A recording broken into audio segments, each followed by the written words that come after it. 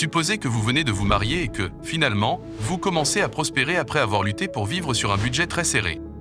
Puis supposez que, par pure envie, des gens font, de manière répétée, tout ce qu'ils peuvent pour détruire votre moyen de subsistance. Comment réagiriez-vous? Ne combattriez-vous pas pour vos droits? Placé dans une situation similaire, Isaac décida de ne pas combattre, mais pas par lâcheté ni faiblesse. En essayant de comprendre la volonté de Dieu concernant un lieu où il pourrait vivre et prospérer, Isaac décida de croire que tout, même le comportement insultant de ses voisins, contribue au bien de ceux qui aiment Dieu, de ceux qui sont appelés conformément à son plan. La générosité relationnelle comme celle d'Isaac provient de la confiance qu'il y a dans les cieux un Dieu sage qui intervient activement dans les affaires humaines, qui veille sur nos droits, et qui, au moment voulu, redressera toutes les injustices humaines. On ne peut rien faire contre une vie que Dieu a décidé de bénir. Si Dieu est pour nous, qui sera contre nous? Lui qui n'a pas épargné son propre Fils mais l'a donné pour nous tous, comment ne nous accorderait-il pas aussi tout avec lui? Ceux qui acceptent la seigneurie de Jésus se considèrent comme des gestionnaires de Dieu.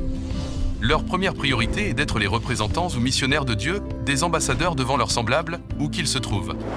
Ils ne méprisent pas la richesse, mais ils la considèrent comme un talent qui leur a été confié par Dieu dans un but bien précis, les soutenir dans leur mission.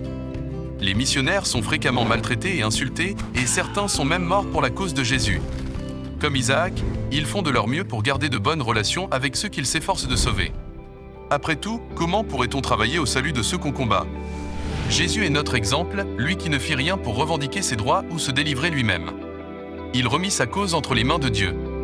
De même, ses disciples ne doivent ni accuser, ni condamner, ni recourir à la force pour se tirer d'affaire.